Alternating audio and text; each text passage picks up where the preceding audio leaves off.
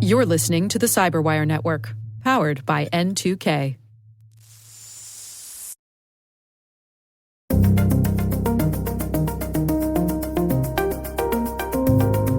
Hello, everyone, and welcome to N2K's Cyberwire's Hacking Humans podcast, where each week we look behind the social engineering scams, phishing schemes, and criminal exploits that are making headlines and taking a heavy toll on organizations around the world.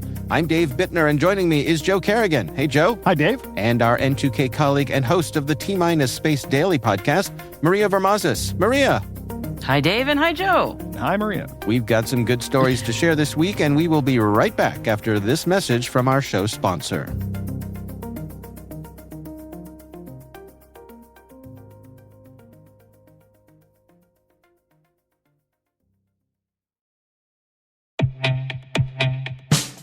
But first, a word from our sponsors at KnowBe4. We're not talking conspiracy theory when we say it's all connected. When it comes to InfoSec tools, effective integrations can make or break your security stack. Though not as common, the same should be true for security awareness training. Not only does KnowBe4 deliver the world's largest library of security awareness training, but they also provide a way to integrate the various elements of your existing security stack to help you strengthen your organization's security culture. Stay with us, and in a few minutes, we'll hear from our sponsors at KnowBe4 about how you can integrate security awareness with your tech stack like never before.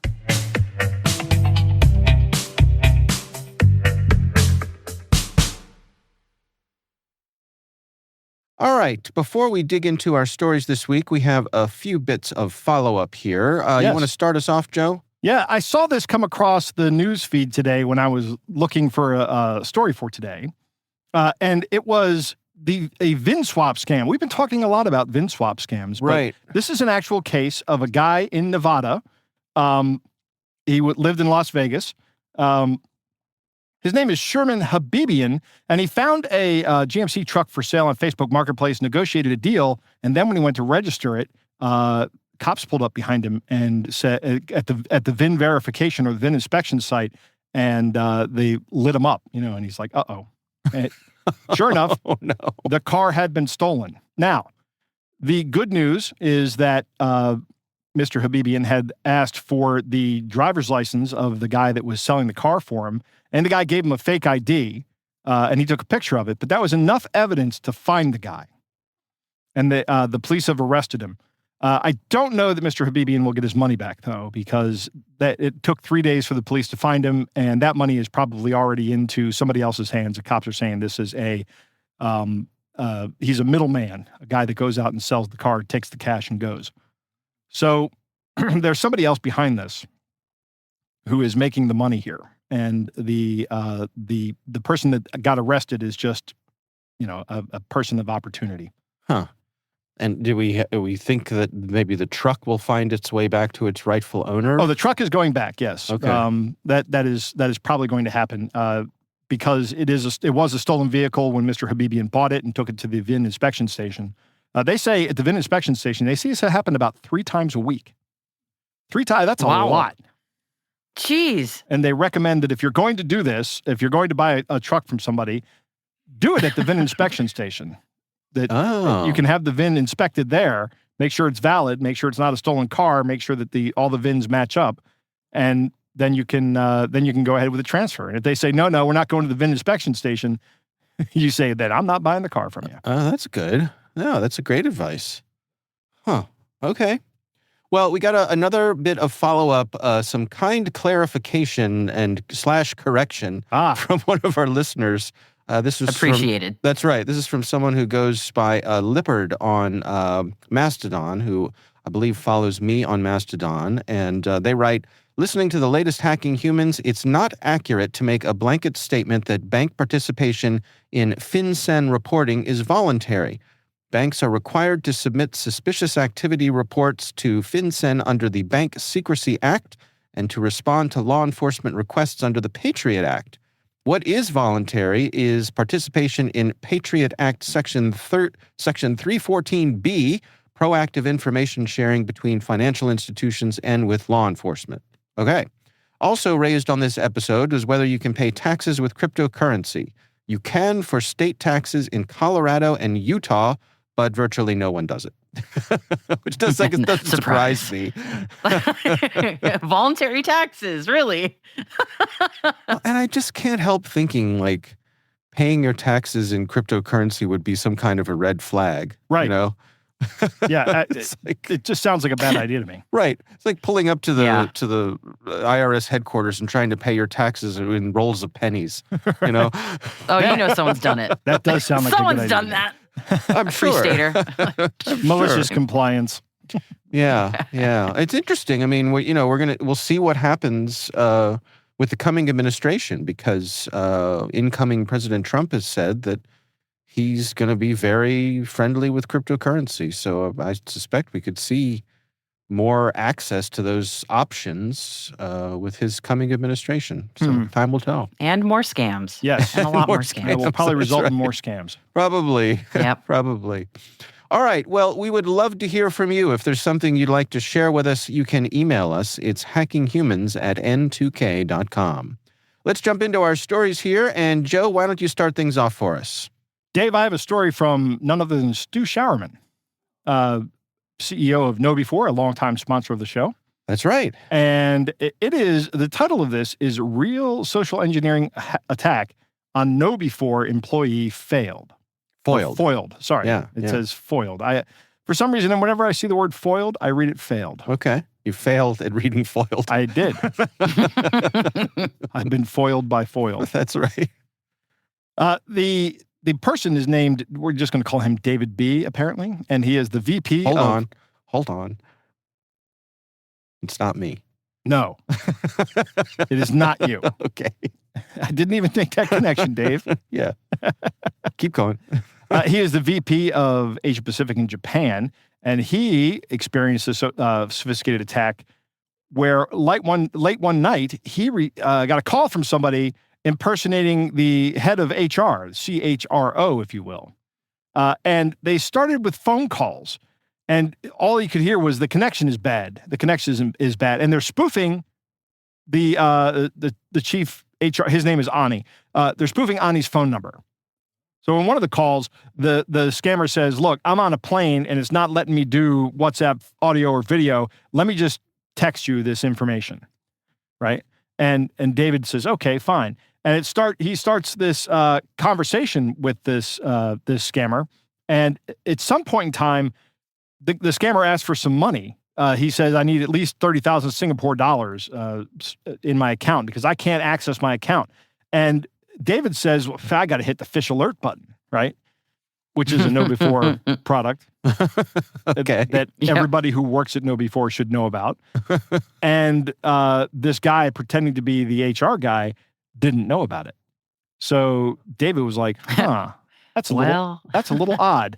So he starts asking about plans for dinner in Singapore, and knowing that Ani has this love for this local dish that's only available in Singapore, I guess. But the scammer didn't know anything about it. So Ani was like, okay, fine. I know this is a scammer and I'm done. And he terminates the call and blocks the guy, or terminates the text conversation and blocks the guy. So that's how it works. When it works well. This guy reached out. David recognized a couple of red flags. Like, you don't recognize that. First off, here's something where I should, if I were a regular user of our products, I would be hitting the fish alert button. I'd be using some interface, and the guy doesn't know about it. So there's two things right there, right? I think I should hit the fish alert button, and the guy doesn't respond with anything that, like, yeah, all right, that's what we need to do here. And then when he doesn't know the dish, this comes to a discussion that I had yesterday, actually. I was on a meeting with some local people out of Howard County, and we were talking about the capability of us to be impersonated, like us, the three of us. Right? Okay. Because nobody could ever imitate you, Joe. Well, yes, they could very easily.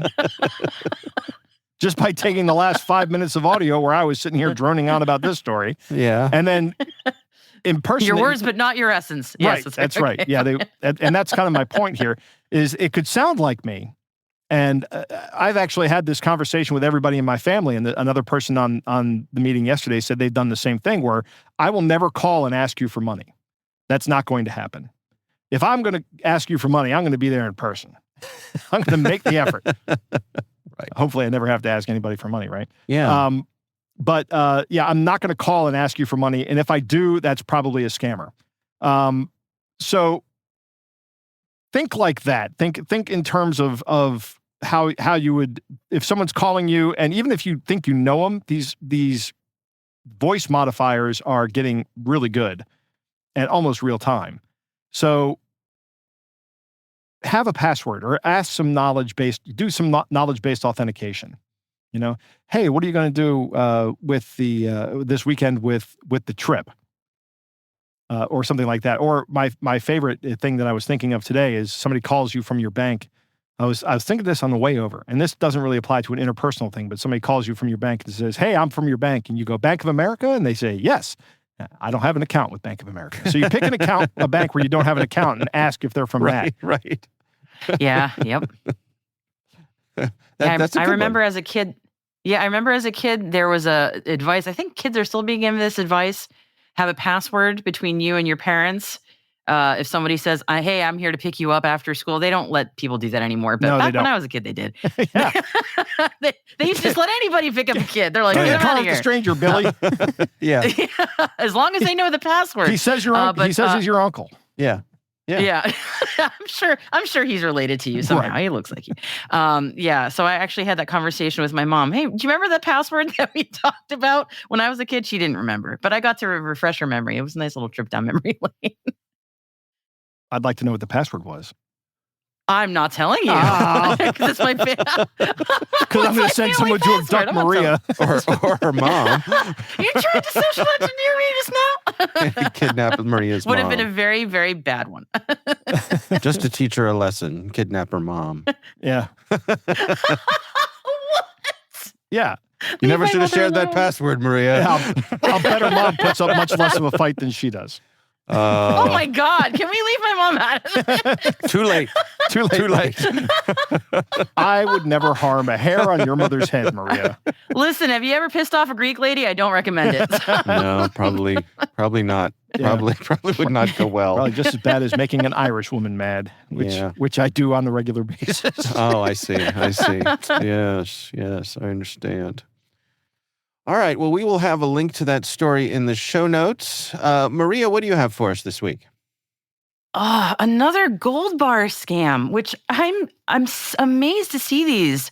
And saddened. Just to be clear, this was one Let me interrupt was you for a second, Maria, before you get into this. Have Yes. either of you ever laid hands on a gold bar? Funny no, you should ask. I've never even seen one. Joe? This is I laid hands. is what gets me about these. A friend You of have? mine and I were talking, and he was talking about how he has some gold bars laying around. As you do. And I was like, I'd like to see them. Okay. And he showed them to me. And they are 1 ounce bars. They are small bars. So like the size of a fun size Hershey bar? Yeah, Is that like about that big. okay? And he has gold and silver. Oh, really? And it's it's Okay. not an unusual amount. It's not like all my money is tied up in gold and silver, Right. because that's not. But it is a. How can I say this? It's something he has that he wants to have around the house. Yeah. And Okay. Yeah. Just in case. just in case, right? Right. So I get it, and who knows? Maybe one day he'll be right. But I think if you're looking at that kind of thing, the thing to have lying around the house is iron, and lots of it. Really? Yeah, Go on. yeah. If civilization collapses, Screw my story. I want to hear this. What's Gold's not this? going to be of much worth. Iron will be much more useful. Also much more accessible. Like Right. Okay. Well, I Right. mean, yeah. I guess it would be more For accessible. smelting? Yeah, for forging, probably. You probably wouldn't be able Forging? to smelt. Yeah, you need a lot Some of civilization to blacksmithery? smelt. Yeah. Joe is Maybe some bronze while we're at it. Right. Joe is holding back to us. He's actually paving the sidewalk up to his new home in Gold Bars. That's right, So Dave. I always thought they were sort of brick size. You're telling me they're Hershey bar size? I mean, That's, the 1 oh. ounce ones. There are brick ones. Yeah. oh yeah, the bricks are the ones you see in movies, and like whenever somebody talks about Fort Knox, you see these gold bricks. That's my mental model of them. Yeah, I've never me too. seen a real one in person. Yeah. I don't even know where I would get one. Like, how do you even acquire these? I have no idea. That's a good question. Joe, do you know where you bought one? Where does one get a 1 ounce gold bar? Can you go to the bank and a 1 ounce gold bar? Is it on Amazon? You can. I don't know that I'd buy it on it. You can go to a gold dealer and buy it. Some jewelers may have it. Yeah. Oh, a jeweler. Okay. I guess that makes sense. Yeah, but make sure that you're paying. If it's just a gold bar, make sure you're not paying very much over the price of an ounce of gold when you buy it. I mean, like when you go to buy jewelry, that is so overpriced. Yeah. Yeah, interesting. And don't buy diamonds. Diamonds are a scam. All right. So I'm sorry, Maria. That was much more of a rattle than I thought it was going to be. So back to you. I'm still stuck on blacksmithing. That's just where my. So I know a few people who work a forge. Have an interesting conversation with them later. I'm just amazed by the proliferation of gold bar scams because as we've all been talking about, okay, Joe, you're the exception. Dave and I don't know how, where one gets these, and yet there's so many scams with these now. I guess to avoid wire fraud because people have caught on to that a little bit more. So I think if anyone just comes in asking for a gold bar at this point, that's a giant red flag that something bad is going on. But anyway, so there's this new story about yet another gold bar scam. This is happening in you all's neck of the woods in Maryland, in Bethesda. There was a couple that had given $37,000 in gold bars to a person that they believed was with the FDIC, or the Federal Deposit Insurance Corp. They had been told that this money was going into a safe locker. But they started to suspect after some time, when people went quiet, that maybe that money was not so safe. So they went to the police, and here is the story that unfolded. As you can imagine, it was a scam. This couple of 75-year-olds were initially targeted by one of the bazillions of text scams that we all tend to get nowadays. This one said that their Apple ID had been compromised, and that someone had made a small unauthorized purchase with their Apple ID for around $100. So not a catastrophic amount for most people, but enough that you're going, okay, well, that's not good. So the text message advised them to call an Apple rep. And then when they were on the phone with the Apple rep, they got passed along that chain that we've talked about so many times, where it just kind of kept escalating at every step. So first, the scammer Apple rep told them to download a remote access app on their computer. So the next scammers, I guess, could see what was going on their computer. And then the couple was told that their Charles Schwab account had been hacked. So then they get passed along again, this time to a Charles Schwab representative. I don't know why an Apple guy would have the Charles Schwab guy's phone number, but apparently they do. They're all buddies. And then Charles Schwab said, well, actually, $41,500 of your money has already been used to purchase child pornography. You've been compromised. You're being reported now to the Federal Trade Commission. So again, now they're being passed along again. And at this point, the couple is then told they need to start withdrawing huge sums of money, over $200,000 apiece, convert it to gold bars, and then hand it over, as mentioned earlier, to the FDIC for safekeeping, or else hackers would take their money and then use it to fund Russian missile suppliers. So we've... Wow. Right. So child pornography threats and Russian missile supplier threats all in one story.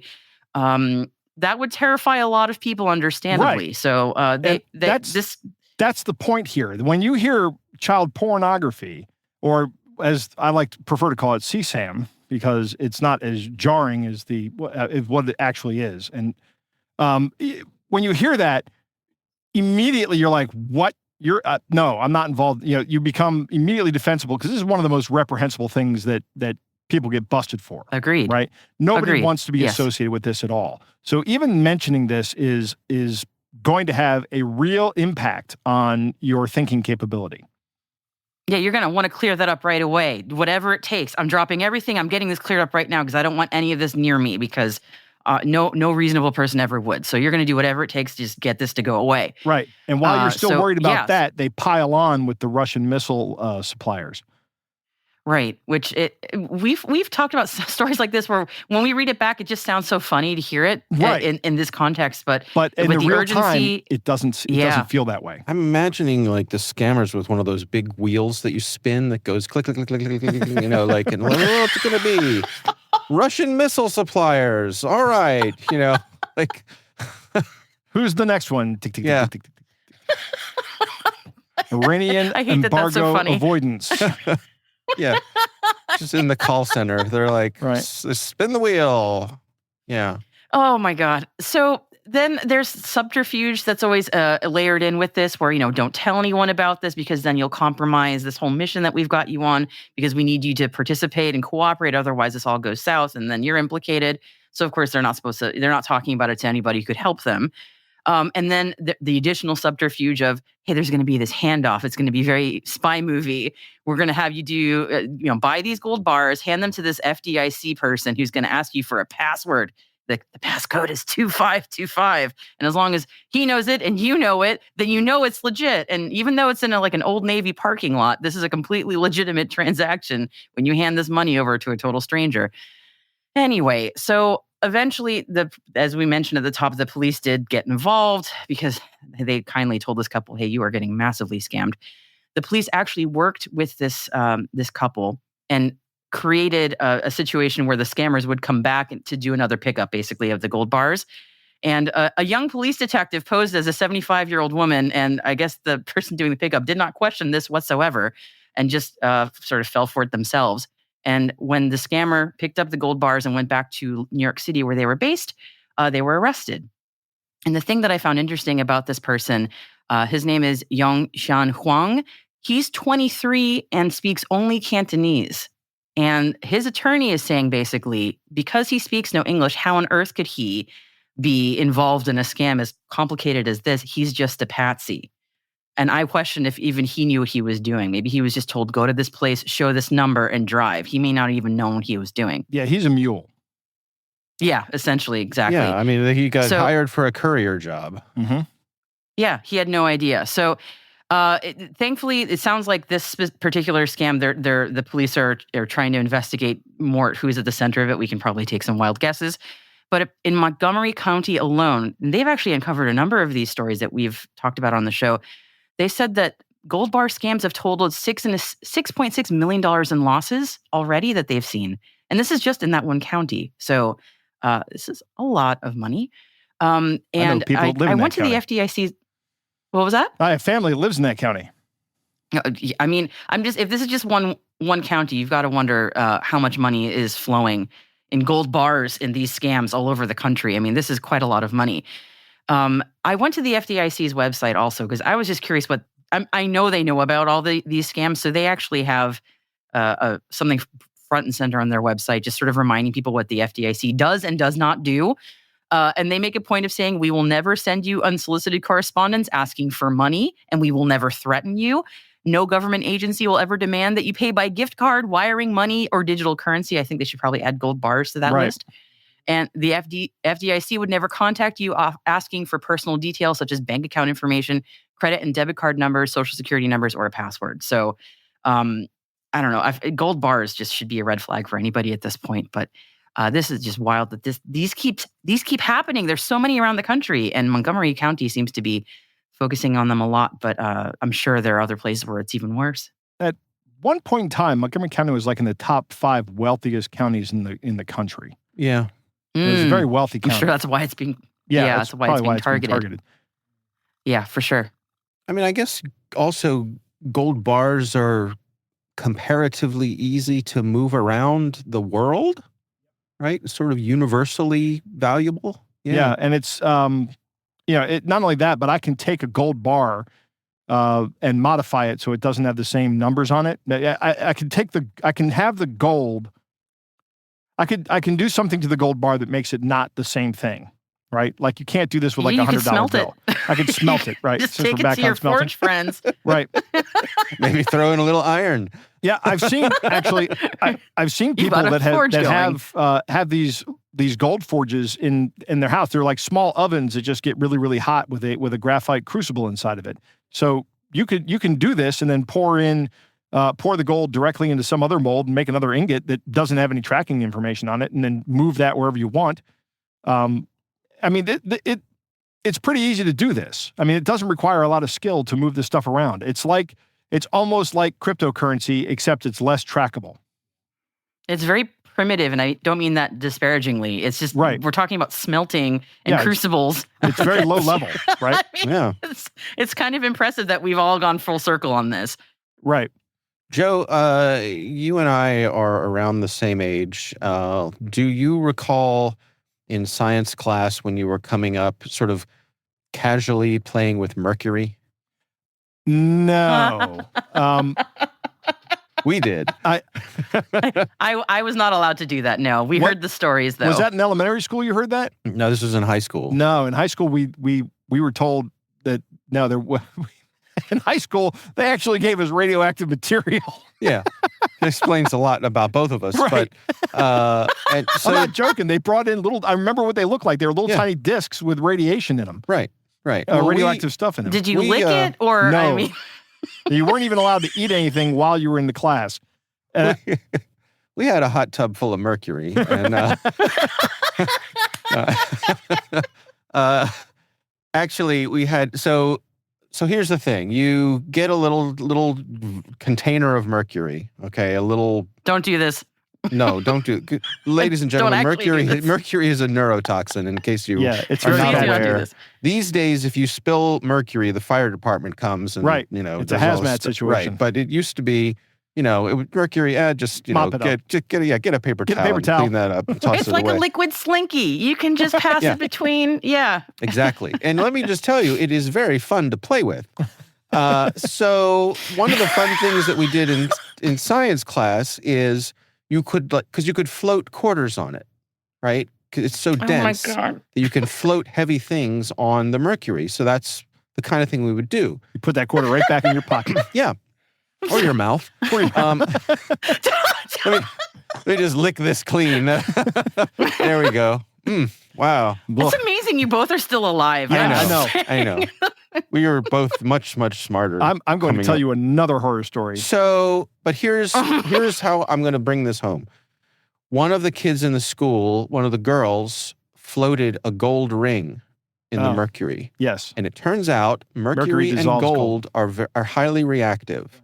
Well, highly reactive is overstating it. They are reactive. It doesn't, like the gold didn't disappear, but the gold changed. The gold absorbed the mercury, reacted with the mercury, and it makes the gold very brittle, where gold is typically fairly strong. Right, and soft. So she gets a little tweezers and gets the gold ring out of there, and it's a different color and has a different patina to it, and it crumbles in her hand. And she's like, uh-oh. Why did she have that bright idea in the first place? Well, I mean, dumb kids. I bet it was curiosity. I know gold's pretty dense. Will my gold ring float on top of it? Exactly. Yeah. Exactly. I mean, how many of those kinds of active chemical reactions do you see in a given day? Not very many. I did know that gold was reactive with mercury for some reason. Yeah. So it turns out there is a way to remove the mercury from the gold and get the gold back, but it ain't going to be in ring form anymore when you get it back. So anyway, that's my story. Joe, what's your story of dangerous chemicals? I got a chemistry set when I was a kid. Of course you did. You know what was in that chemistry set? Oh, I don't know. Arsenic, cyanide, ferrocyanide, Dave. It was ferrocyanide. Cyanide. I opened that up, or it had a little key on the side of it. My dad's looking through it with me. He goes, "Oh, this will kill you." It's cyanide. It'll kill you very quickly. I was got to have all the fun. I was like terrified of this thing. I was like, it's like, the old adage, you're not afraid that you're going to fall off the building. You're afraid you're going to jump, I know I don't want to use that stuff, but what if one day I get really stupid? I don't even want it around. I don't know what happened to the chemistry set, but I just got thrown into the trash at one point in time. It's in a landfill somewhere. Yeah, ferrocyanide leaching out into the land. Yeah, just seeping into the I'm sure there's no problem with that. I hope not. That's great. I don't know if ferrocyanide and cyanide are the same thing. It was very, very dark blue. I do remember that. Uh-huh. What did it taste like? I'm jealous. I don't know. All my generation got was microplastics. Right. All right. Well, you know what? This is a great time for us to take a break. We're going to take a break to hear from a message from our sponsor. We'll be right back after this.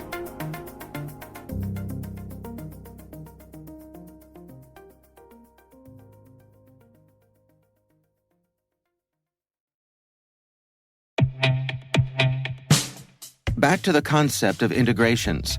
KnowBe4's Security Coach uses standard APIs to quickly and easily integrate with your existing security products from vendors like Microsoft, CrowdStrike, Cisco, and dozens of others. Security Coach analyzes alerts your security stack generates to identify events related to any risky security behavior from your users.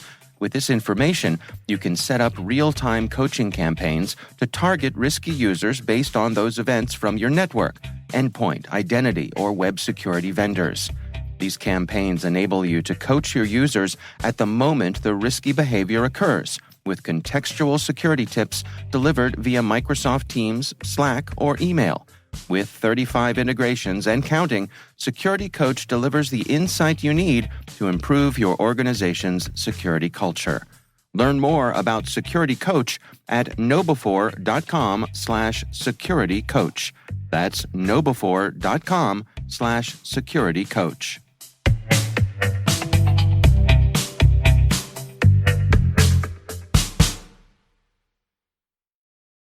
Okay, my story this week comes from our friends at the FBI. And this is a public service announcement that they put out about a week ago. This is from the IC3, the Internet Crime Complaint Center, right? And this is a warning about how criminals are using generative AI for financial fraud. And so the FBI goes through a number of different things that they're seeing. Obviously, AI-generated text, that's probably the most obvious one. And Joe, you and I have talked about this, and Maria as well, where the dead giveaways that used to be there in lots of phishing emails are gone now. Gone, yeah. Yeah, because AI can just make it sound perfect. Grammatically perfect. That's right. That's right. And it also allows the scammers to operate at a higher velocity. They can send more stuff because the AI engines can just generate multiple versions. And it can be automated. Right. You can say to the AI, generate 50 versions of an email that does this, and it'll do it, which makes them harder to catch in spam filters. Yep. They also talk about AI-generated images.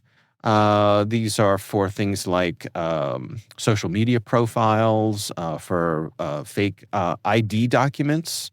I never really thought about this. Someone could have the AI generate probably a pretty convincing looking like government employee ID, right? Photos, they use them to make images of celebrities, folks who are famous on social media. All those kinds of things the AIs can do. Of course, we already talked about voice cloning in Joe's story. So that's available. And even just recently now, the video tools have become much more widely available than they were before. And so people can, again, make depictions of public figures, but, even people you might know. You can take a photo and turn it into a moving image now and make it look like, somebody you know. So the FBI has some tips here to protect yourself. And number one on the list is create a secret word or phrase with your family to verify their identity. As we talked about earlier in the show. Such a good idea. And don't say it on a podcast. And don't share it with your idiot podcast co-host. That's right. Once more, Maria, what's yours with you and your mom? And I'm still not telling you, and that is not the phrase. Right. Getting back to the FBI here, they say you look for imperfections in images and videos, particularly hands and feet. There's teeth, eyes, ears. There's just little things that don't seem quite right. Those will all go away Stuff in the time. background. Yeah. Yeah. All those tells will disappear. Yep. They say verify the identity of the person calling you by hanging up, researching the contact of the bank or organization, and call the phone number directly. And of course, they say never share sensitive information with people you've met only online or over the phone. Don't send money, gift cards, cryptocurrency, or other assets. And we're going to add gold to people you do not know. And maybe also mercury or iron. I don't know. Right. Hadn't thought about. Yeah, I wonder what mercury goes for these days. I don't know. Probably is as expensive to handle the transport of it is. It's very heavy also. But tasty. And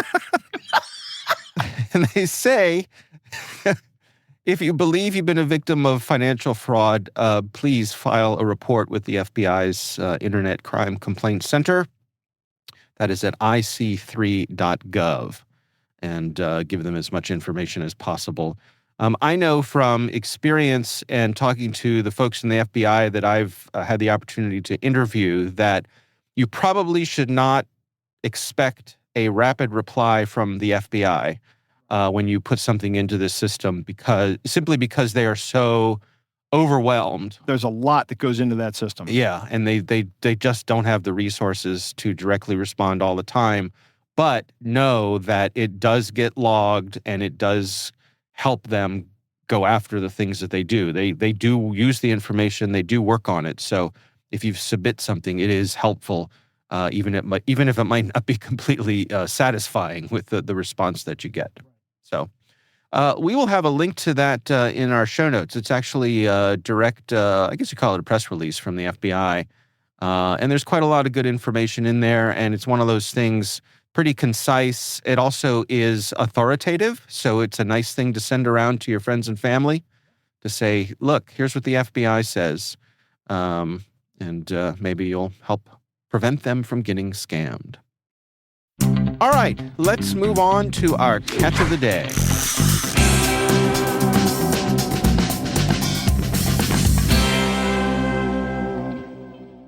Dave, our catch of the day comes from someone who just goes by A. They didn't Fonzie? Yeah, A. They didn't provide us with their actual name, so Okay. but they say they thought this was a funny one.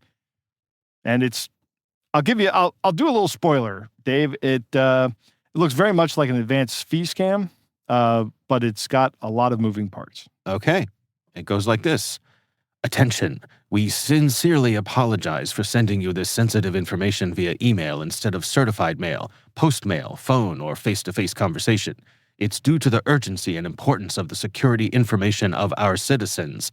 I am Assistant Special Agent in Charge, Chad B. Yarbo from the Federal Bureau of Investigation Field Intelligence Groups. We intercepted 2 consignment boxes at Dallas-Fort Worth International Airport, Texas. The boxes were scanned, but found out that it contained large sum of money and also some backup documents, which bears your name as the beneficiary receiver of the money. Investigation carried out on the diplomat that accompanied the boxes into the United States said that he was to deliver the fund to your residence as overdue payment owed to you. Meanwhile, we cross-check all legal documents in the boxes, but we found out that your consignment was lacking an important document, and we cannot release the boxes to the diplomat until the document is found. Right now, we have no other choice than to confiscate your consignment. According to Internal Revenue Code, in Title 26 also contain reporting requirement on Form 8300, report of cash payment over $10,000 received in a trade of business money laundering activity may violate 18 U.S.C. 1956, 18 U.S.C. 1957, 18 U.S.C. 1960, and provision of Title 31 and 26 U.S.C. 60501 of the United States Code. This section will discuss only those money laundering and currency violation under the jurisdiction of the IRS. Your consignment lacks proof of ownership. Your consignment lacks proof of ownership certificate from the joint team of IRS and IRC. Therefore, you need to reply back immediately for direction on how to procure this certificate to enable us relieved the charge of evading the law on you, which is punishable offense in the United States. You are required to reply within 72 hours. At that point, I will walk you through the process of clearing and claiming the money. Failure to comply may lead to your arrest, interrogation, and or you being prosecuted in a court of law for tax evasion and or money laundering. We will also dunk you in mercury. No, I made that part up. You are also instructed to desist from further contact with any banks or persons in the United States, the United Kingdom, or any part of the world regarding your fund, because your payment has been confiscated by the Federal Bureau of Investigation here in the United States. Yours in service, Agent Chad B. Yarbo, Assistant Special Agent in Charge, FBI, Dallas Area Division. Pretty good. So Pretty good. it's basically a trunk box scam. Right. That's what I was going to say. And Yeah. if you start talking to them, they're just going to say you need to pay this fee and this fee and this fee Right. and this fee. You know, trunk box scams go back to like pirates. Yeah. it's It's a very old hundreds scam. of years old. Yeah. And they still work. So Amazing. yeah. There's basically no punctuation in this either. Right. Like, No. And here's my thinking. Why is it like this? Is why do they not use the generative AI to produce this? Is that because they are still just writing these themselves in the hopes of getting someone who will skip over all the things? Because we've heard that in the past that part of the reason these things work is because of their bad grammar. right. That somebody who is going to overlook the grammar is the same kind of person that will fall for these scams. So it's like Okay. self-selection. So maybe that's of value to the scammers. Yeah, the only other thing I can think of is that it might somehow make it more likely that it'll get through some kind of spam filter by having odd run-on sentences. It could be. I don't know. Maybe. I mean, what about the huge long codes of provisions and titles? Does that actually scare? I mean, does anyone believe that? I mean, oh yeah, USC 1957. I'm intimately familiar with that one. Right. I definitely know what this is referring Yeah. to.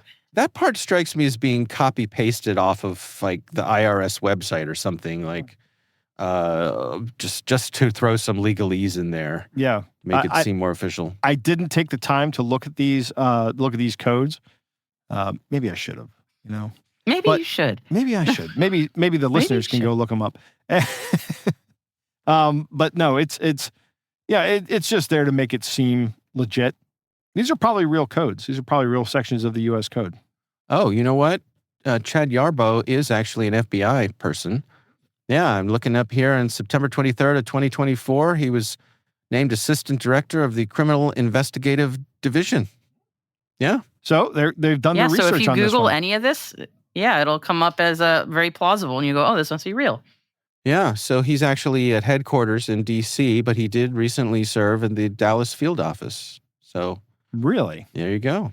So they're actually impersonating a real FBI agent. Right. I wonder if that's legal.